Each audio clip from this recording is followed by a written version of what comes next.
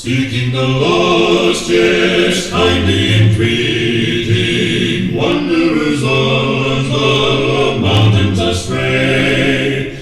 Come unto me, his message repeating, words of the Master speaking today.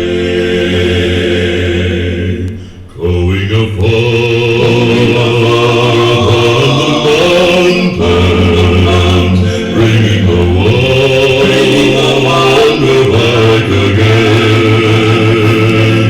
into the fold of my Redeemer, Jesus the Lamb for sinners slain.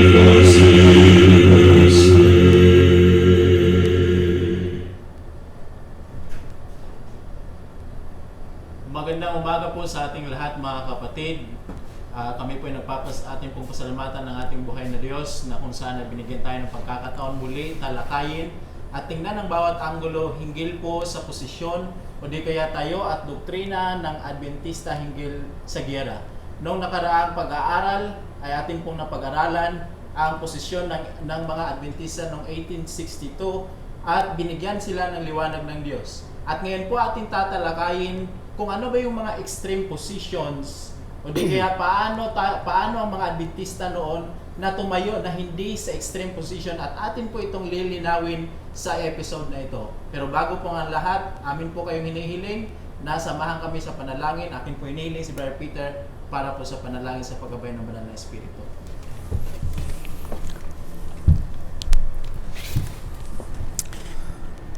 Dakilang Diyos, sa kitaasan po ng mga langit, sa pagkakataong ito ay narito muli kami upang gampanan ang aming tungkulin na linawin ang ilan na mga issues na may kinalaman po sa inyong iglesia at sa pananampalataya ng inyong Remnant Church sa huling araw.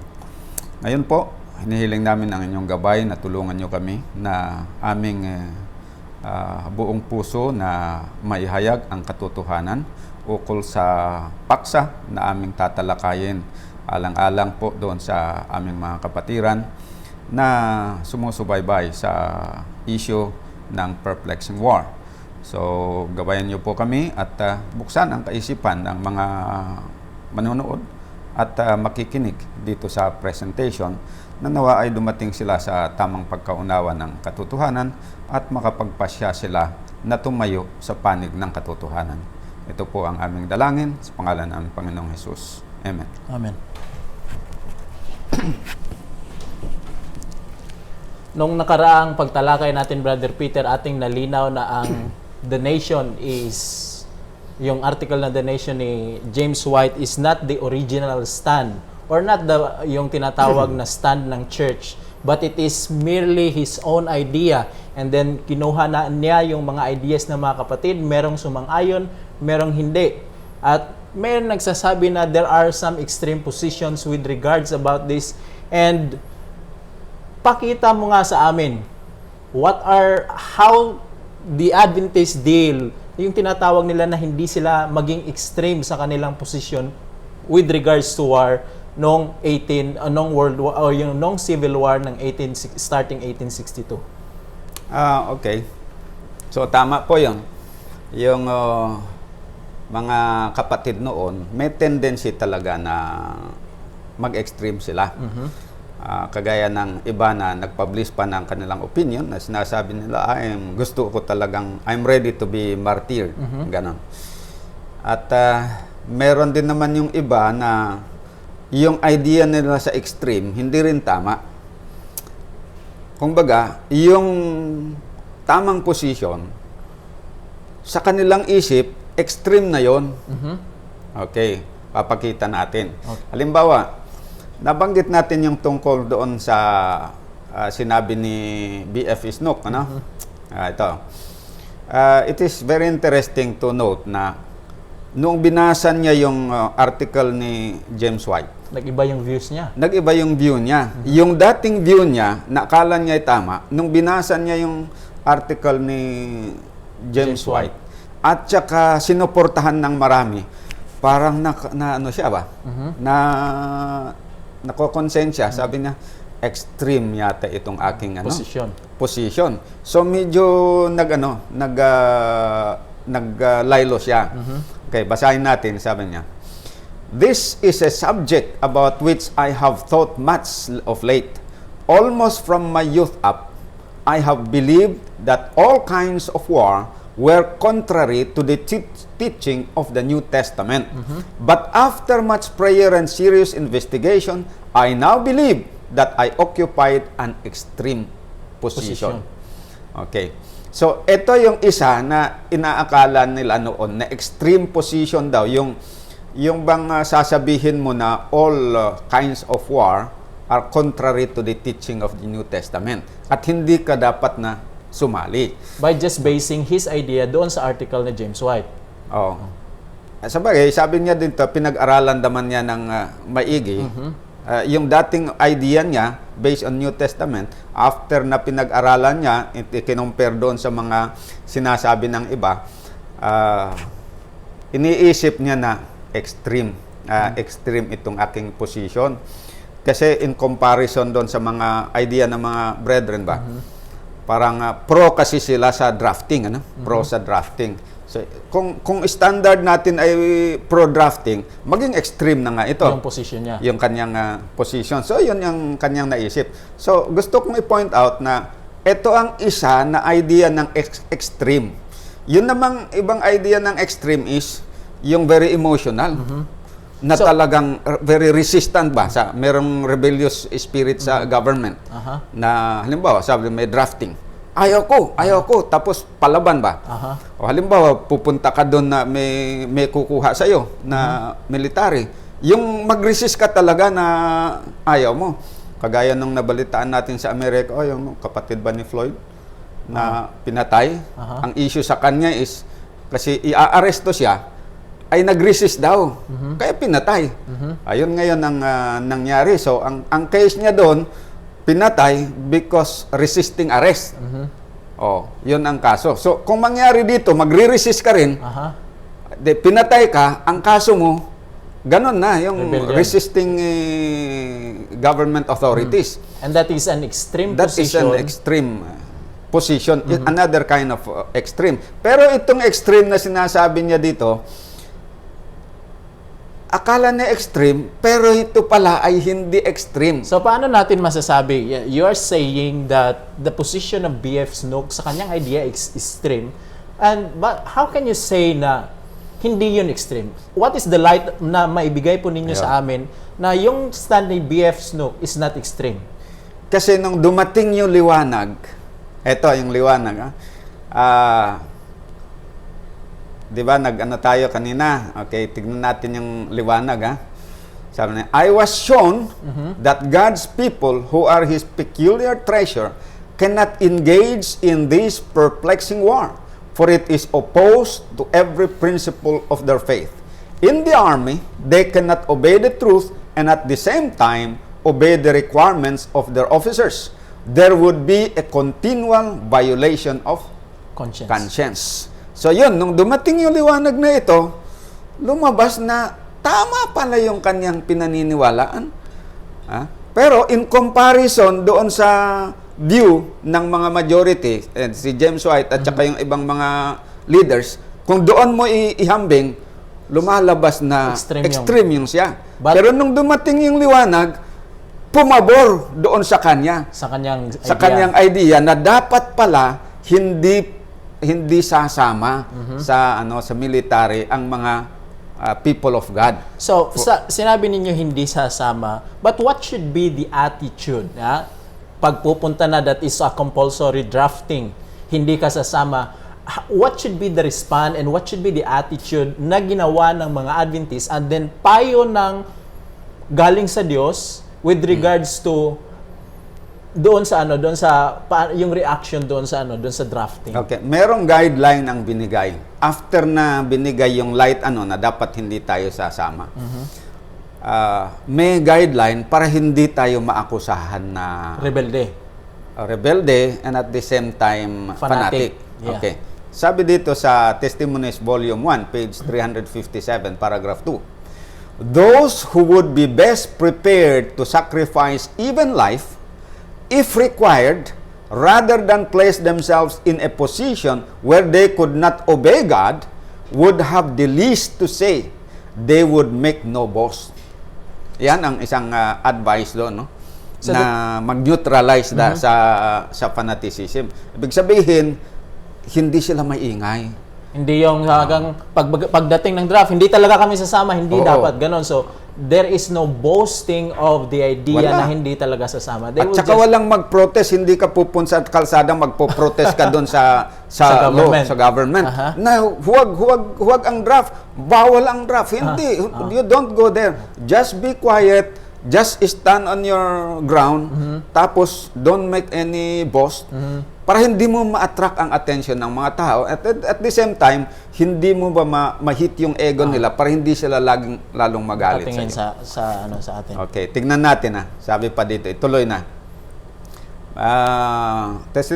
Testimonies Volume 1, page 357, paragraph 2. They would feel deeply and meditate much. Sa halip na boasting ka dyan, Meditation. tapos magsalita ka, mag-ingay ka dyan sa kalsada o sa newspaper, yung publishing your opinion on the newspaper, ay napalaban ka, hindi tama. Yun, sabi niya, they would feel deeply and meditate much, and their earnest prayers would go up to heaven for wisdom to act and grace to endure. So, wisdom to act and grace to endure. Yan.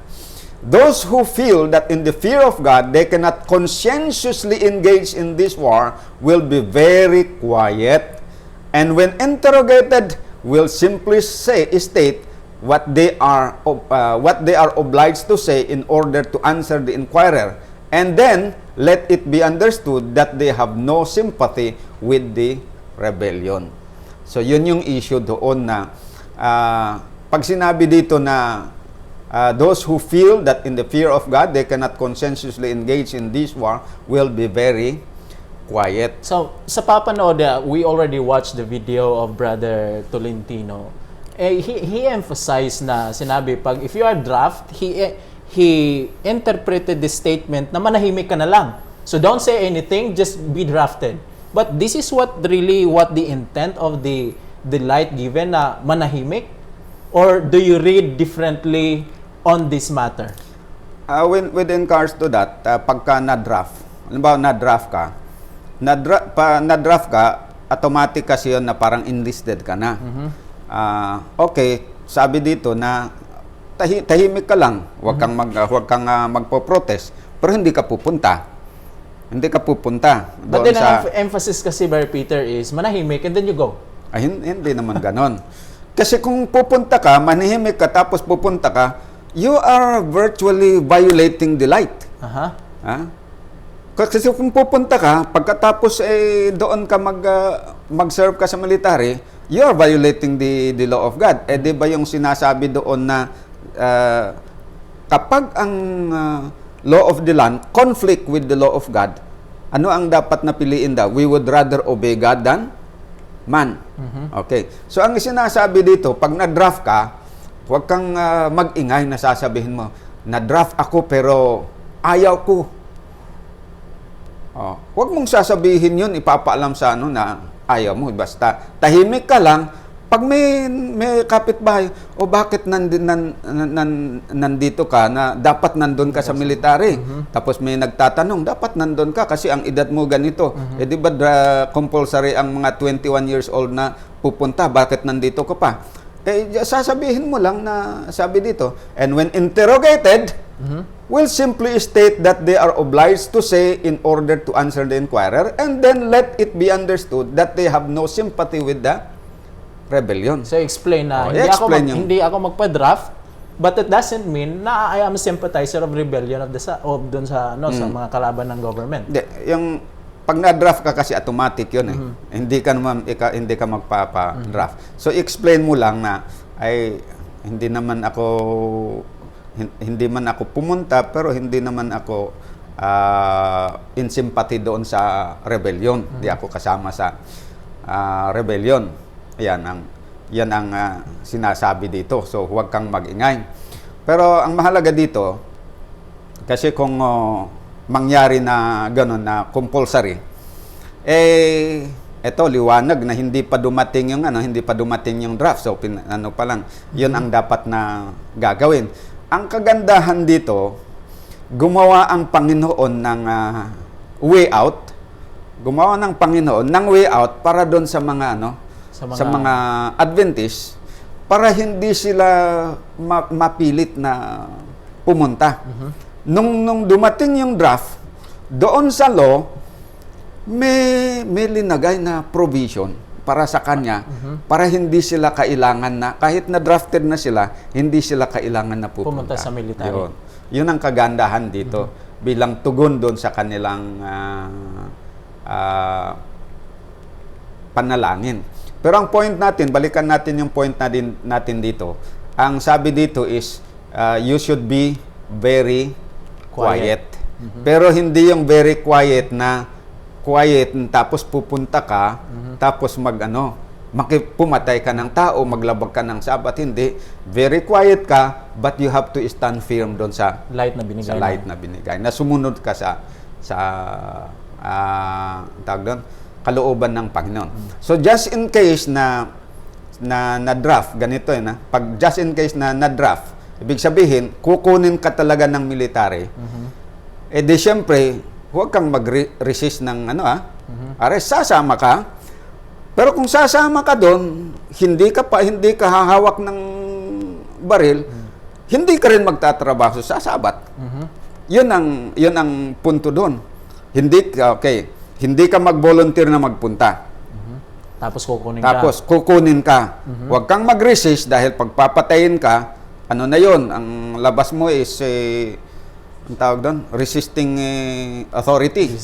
Okay. So, sumama ka, pero pagdating doon, kasi hindi naman kasalanan yung sumama ka doon sa kanila dadalhin ka doon sa opisina, dadalhin ka sa military barracks. Pagdating mo doon, pahahawakin ka ng baril, di huwag kang humawak ng baril. At actually, yun ang nangyari doon sa mga reformers noong 1914. Binasa ko yung kasaysayan at saka yung mga survivors. Sabi nila, talagang they suffer persecution. Bakit? Kasi pagdating doon, nung hinila na ng mga pulis, pagdating doon, ayaw man magtrabaho pag Sabado. Ayaw man magtrabaho, kahit yung magwalis daw ng pagwalisin, ayaw man magwalis. So tapos, sabi na bakit? Araw ng Sabat ngayon, hindi po pwede. Tapos, paglutuin, ayaw magluto. Kasi Sabat Tapos yung doon, pahawakin ng baril. Ayaw man humawak ng baril. Then they were in prison. They were in prison. Na maraming na court martial at yung iba talagang firing squad. Yun ang dahilan kung bakit noong 1914, ang daming mga namatay na mga reformers. Kasi, they did not resist arrest, but they stood firm sa kanilang pananampalataya, according to the light, hindi talaga sila humawak ng baril. Unfortunately, ang karamihan sa mga SDN nung araw, pagdating nung 1914, talagang hindi ganun ang karanasan. Karamihan talaga sumali as kombatan. Kasi may utos sa mga pangulo kasi na sumali at pumatay kahit sa Sabat. Now, talking about this, that was 1862. 1863, the church was organized. Opo. What was the church position in that time? Ano yung tayo ng church and ano yung decision nila with regards to that crisis of civil war? Okay. Mag-backward tayo kaunti, Noong 1863, ang Seventh-day Adventists, noong May 1863, nag-formally organize and they were registered. Yes. Okay. Ito po yung kanilang parang pinagkasunduan nung nag-associate sila. Sabi dito ni John Loughborough, The Great Advent Movement, page 352. We, the undersigned, hereby associate ourselves together as a church, taking the name of Seventh-day Adventists, covenanting to keep the commandments of God and the faith of Jesus. Remember, prior to this, they were just referred to as Adventists, but not Seventh-day Adventists. Naging formal na pangalan lang nila yung Seventh-day Adventists kasi nung nag-organize sila, maraming mga proposed name. Ang nanalo na pinagbotohan is Seventh-day Seventh-day Adventist.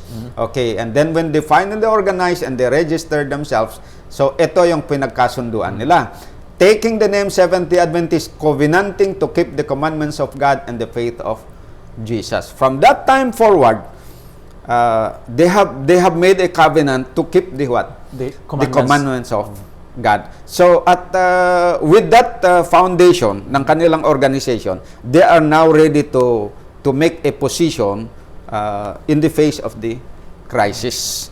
Kasi meron na establisado na sila. Noon kasi hindi sila established as an organization, so parang mahirap mag-take ng position kasi wala pa silang ginawang parang organizational structure. At saka yung foundation kung saan talaga sila magbabase.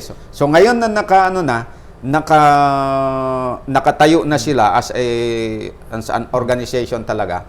At ito na nga yung kanilang pinaghahawakan na pananampalatay. So they are now ready. Ngayon, nung pinag-aralan nila, na-set aside nila yung ideas, individual ideas, and they sided with the light God has given. Paano natin alam na they sided with the light? Kasi nung August 3, 1864, yung committee ng General Conference Committee nagpalabas ng official position in favor of the movement. Ito ang sabi nila. Sulat nila doon sa kay Austin Blair, Governor of the State of Michigan. Okay. To His Excellency Austin Blair, Governor of the State of Michigan. Anong sabi nila? We, the undersigned Executive Committee of the General Conference of Seventh-day Adventists, respectfully beg leave to present to your consideration the following statements. Tignan natin yung following statements. The denomination of Christians calling themselves Seventh-day Adventists, taking the Bible as the rule of faith and practice, are unanimous in their views that its teachings are contrary to the spirit and practice of war. Hence, they have ever been conscientiously opposed to bearing arms. So the stand is conscientiously opposed to bearing arms. Not conscientiously pro doon sa bearing arms. This is the stand ng church after they were organized noong 1863. At saka remember dito, yung mga signatories, hindi nila sinasabi ng kami. Sinabi na the denomination of Christians calling themselves Seventh-day Adventists. So what they are presenting is the stand of the whole denomination. So wala nang conflicting ideas because sabi nila unanimously. Unanimously agreed that its teaching or the teaching of the church are contrary to the spirit and practice of war. Hence, they have ever been conscientiously opposed to bearing arms. Tuloy natin. If there is any portion of the Bible which we as a people can point to more than another as our creed, it is the law of 10 commandments. Okay, which we regard as the supreme law, and each precept of which we take in its most obvious and literal import. The fourth of these commandments requires cessation from labor on the seventh day of the week. The sixth prohibits the taking of life, neither of which, in our view, could be observed while doing military duty. So, directly inclined or doon nakadikit doon sa light na binigay ng Diyos sa kanila na sinabi ni Sister White sa Testimonies, Volume 1, ang naging stand talaga ng church. Exactly, kasi sabi nila doon di ba sa light na binigay kay Sister White, talagang dalawa yung nakasalang doon na commandment, the fourth and the sixth commandment. So now, ito ang pinoint out nila ngayon na dito, hindi natin makikip ang dalawang ito pagsasali tayo sa gira. Sabi, neither of which, in our view, could be observed while doing military duty. But then, merong compulsory draft. Ano yung ginawang solution or ginawang yung tinatawag na stand ng church when there is a compulsory drafting sa army with regards to sa kanilang nailabas na stand at that time? Okay, basahin natin. Nandito rin sa sulat nila tuloy natin yung letter. Our practice has uniformly been consistent with these principles. Hence, our people have not felt free to enlist into the service. In none of our denominational publications have we advocated or encouraged the practice of bearing arms. And when drafted, rather than violate our principles, we have been content to pay and assist each other in paying the $300 commutation money. Ayan. So, dito sinasabi na our people have not felt free to enlist in the service. So, bawal sa kanila yung voluntary enlistment na mag-volunteer ka na magsundalo. Ngayon, pag naging compulsory at na-draft ka, sa halip na pupunta ka, ang decision nila is magbayad na lang. Ng 300. Kasi ang government nagbigay pala ng para bang way out. Ito din ay bigay ng Panginoon yan Opening ba? Merong ang option. Panginoon. So may doon na kung hindi ka pwede because a violation of your religious belief, pwede kang hindi pumunta. Ang gagawin mo, magbayad ka ng $300. So And then you are exempt.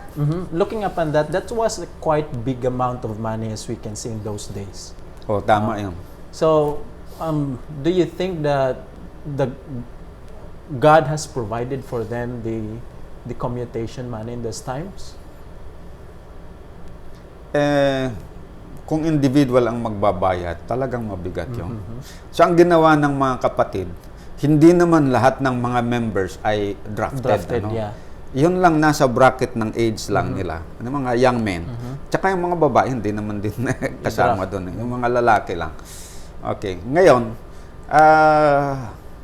meron naman silang pundo sa church.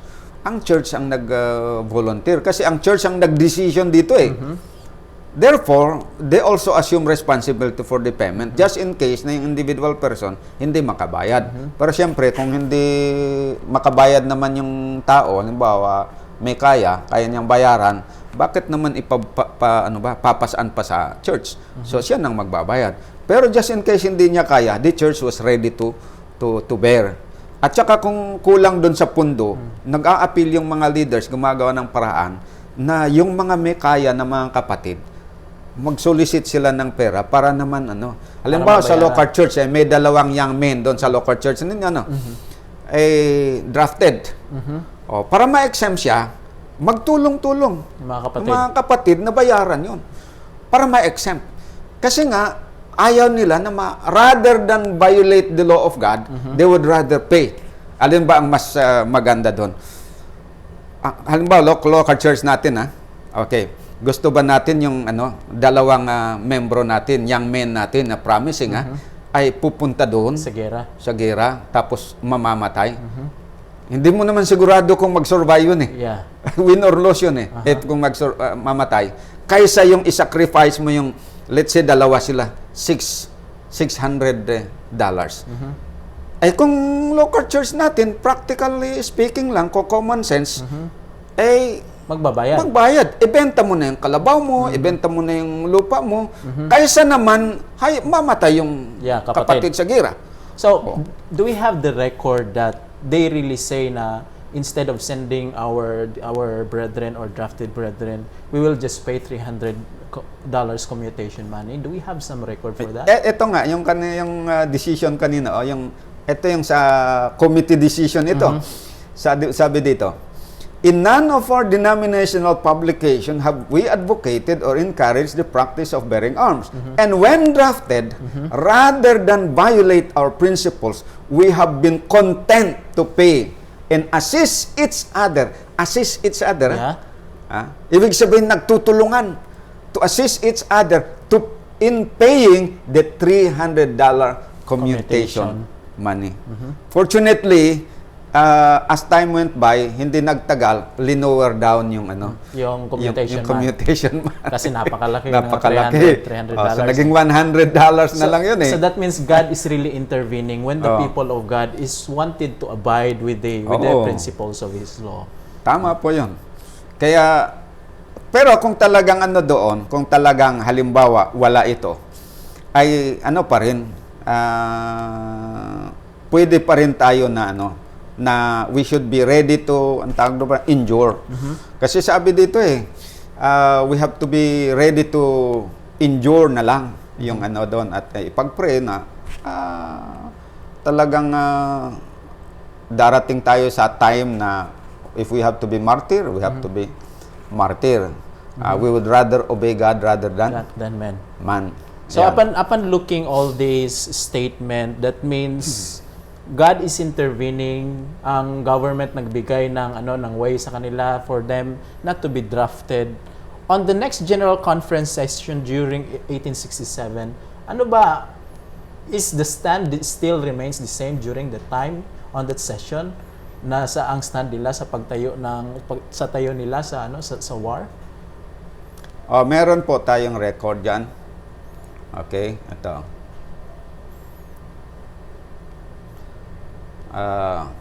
Okay.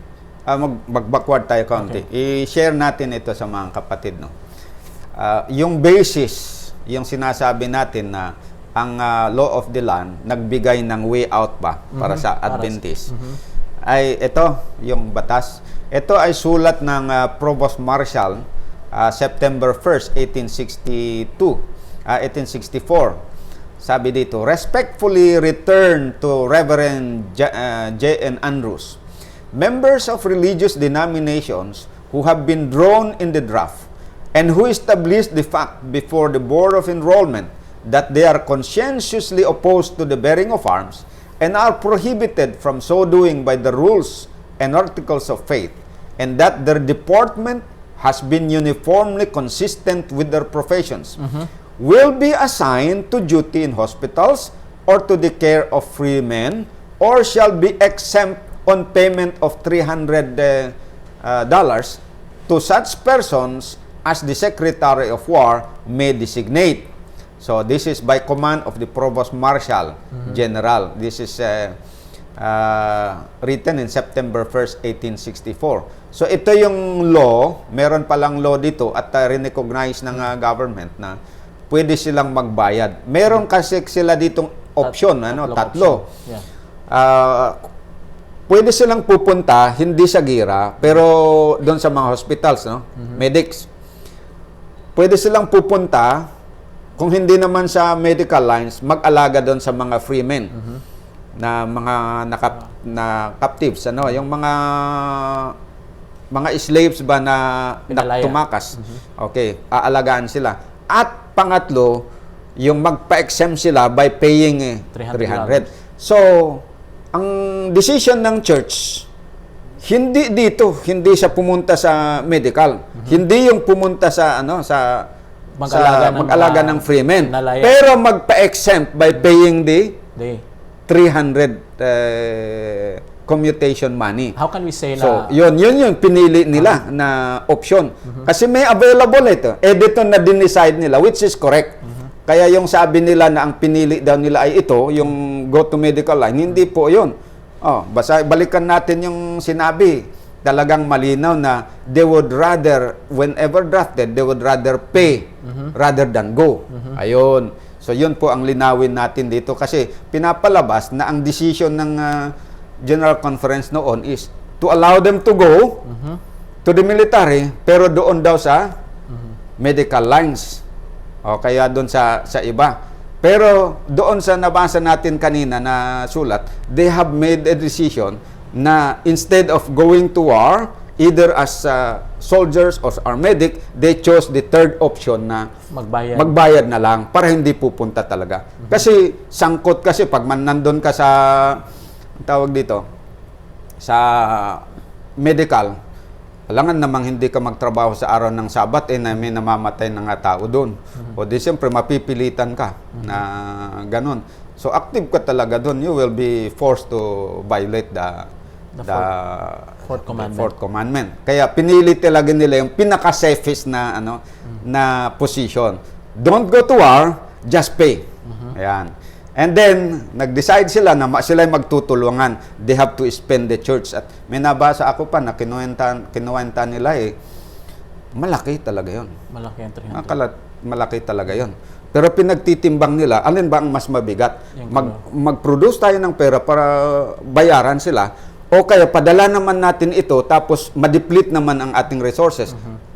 Kasi itong mga young men natin, ito yung mga best preachers natin at saka ano pa na magtatrabaho, sila ay pupunta. So paano yung gawain ng church? Mapapabayaan. Yes. At saka, in the first place, delikado ang buhay nila doon kasi makaka-violate sila. Pag naka-violate naman sila, ititiwalag natin, o di anong mangyayari? Better na lang, magbayad talaga. Ayun ang kanilang ano. And then, mag-forward tayo. Ito, yung sinasabi sinasabi.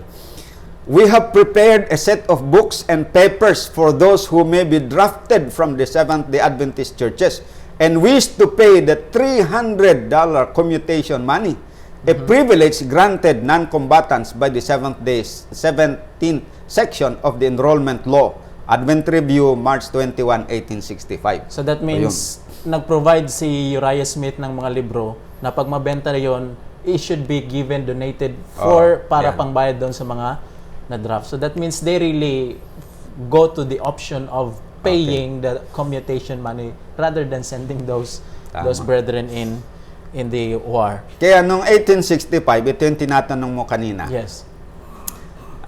Gumawa ba sila talaga ng more official, more authoritative decision with regards to military service? Kasi yung previous, 1864, ano yun that was made, wala pang general conference, so ang responsible na gumawa doon, yung committee. Pero kinonsult din nila yung mga membership syempre at saka in light of the spirit of prophecy. Ngayon dito sa general conference session noong 1865, ito ang kanilang resolution. So this was published in Review and Herald May 23, 1865. Nandun din sa aklat na Seventh-day Adventist in Times of War, page 24. Okay.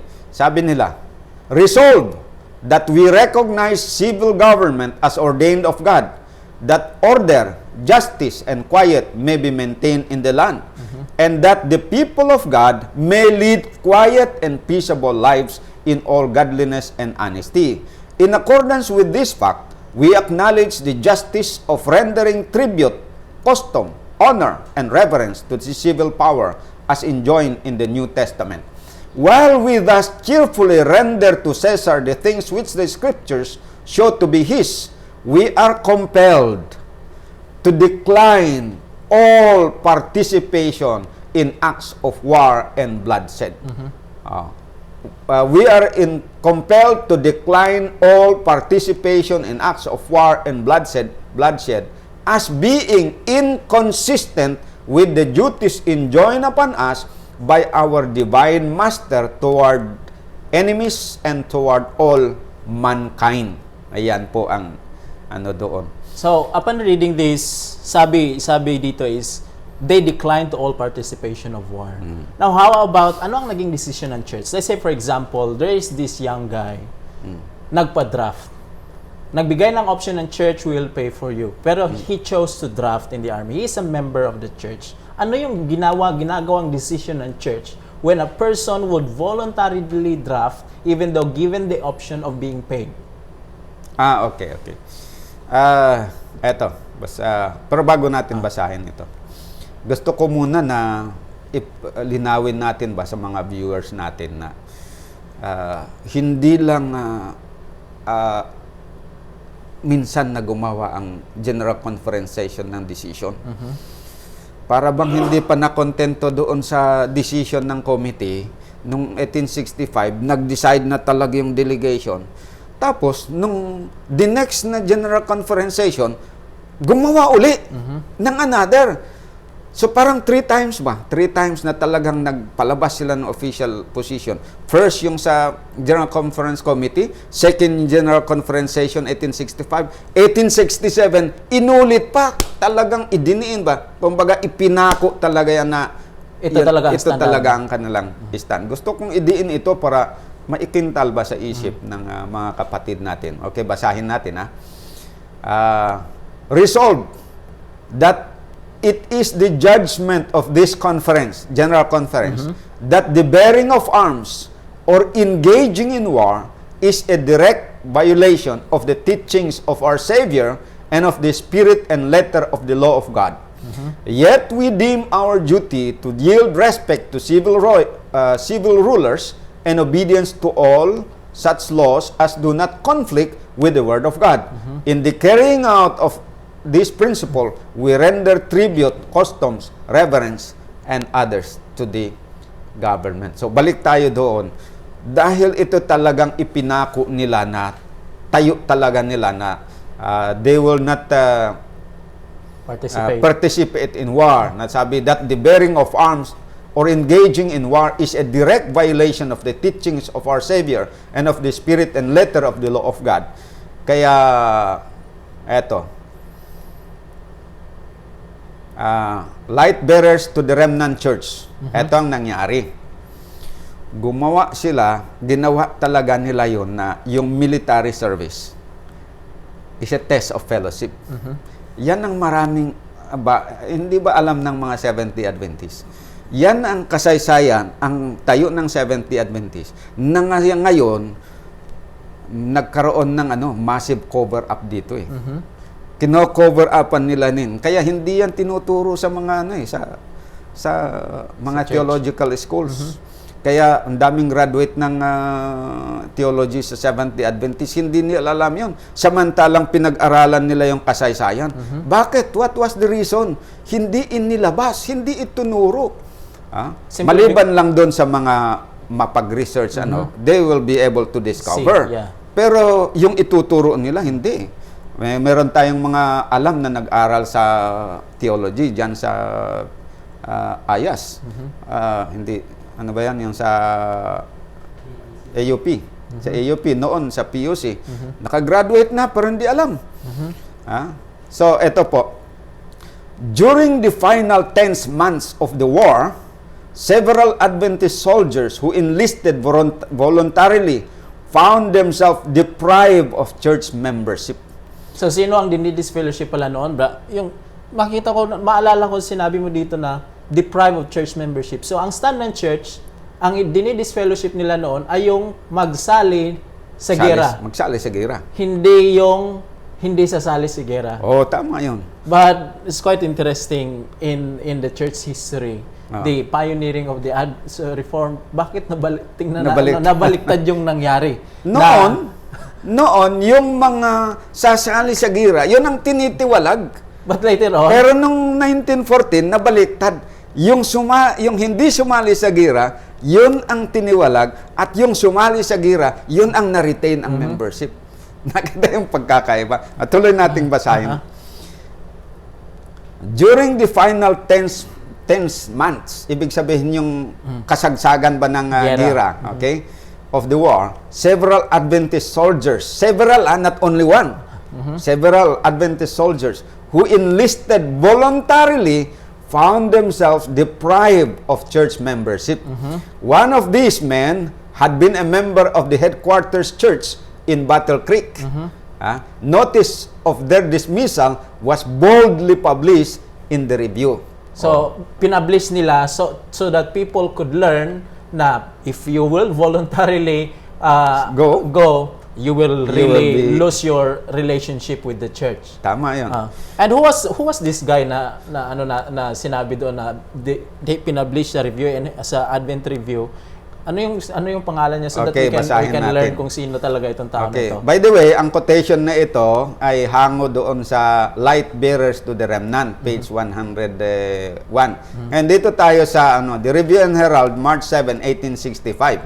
1865 yan As voluntary enlistment into the service of war is contrary to the principles of faith and practice of Seventh-day Adventists as contained in the commandments of God and the faith of Jesus, they cannot retain those within their communion who so enlist.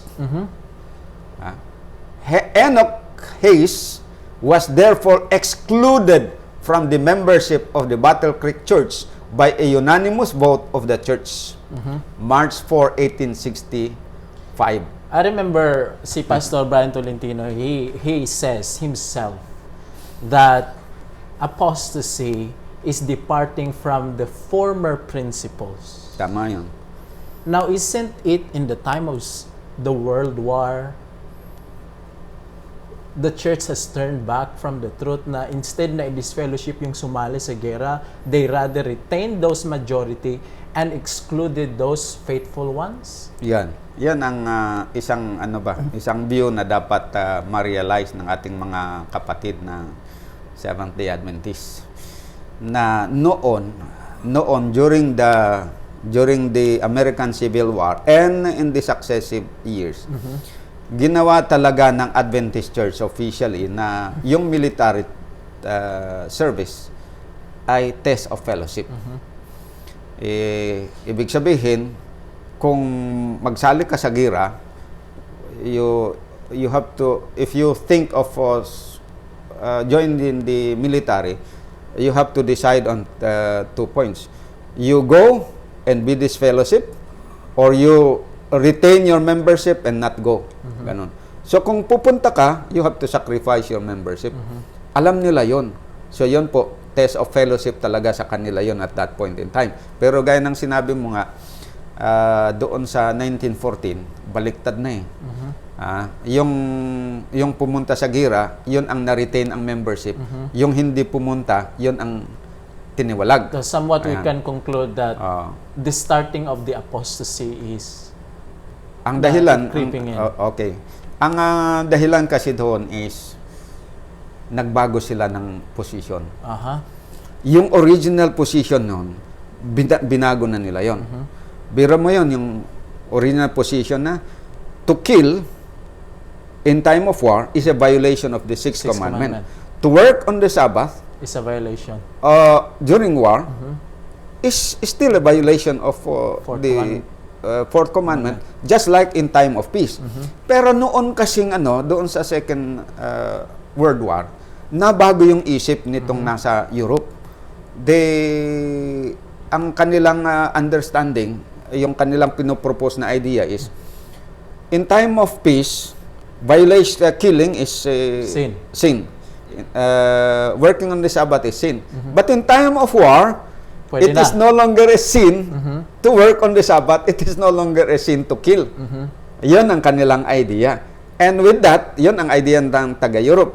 Ito namang sa General Conference, ay ang ginawa naman nila to accommodate yung ganon na sistema.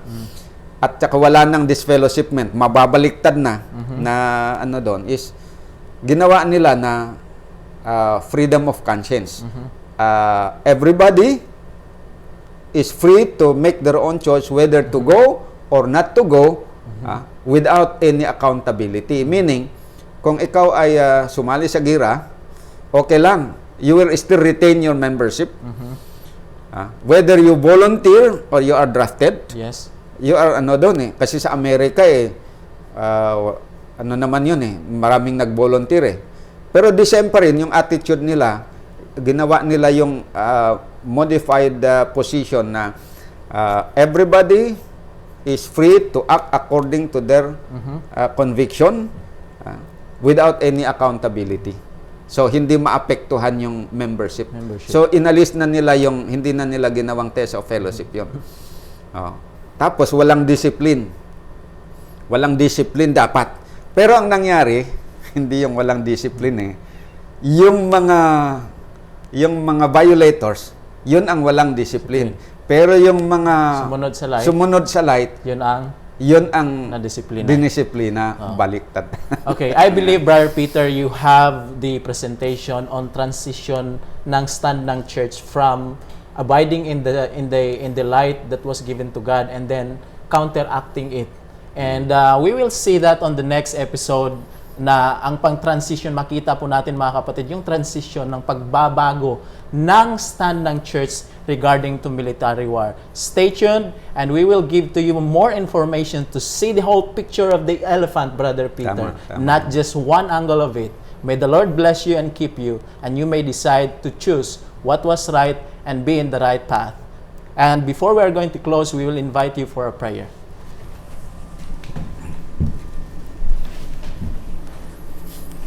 Our most gracious, kind, loving Heavenly Father, we want to thank you, Lord, for the privilege of studying the history of our church, what really happened in the past, and to see where we are planted. Help us and keep us and give us a wider and broader understanding of the stand of the church, so that we may follow you and obey your will unto us. May you give light also to the understanding of those people who are watching this video, that they may know what is the right thing to choose. And please forgive us for all the sins that we have committed against thee. This we ask in Jesus' name. Amen. Amen.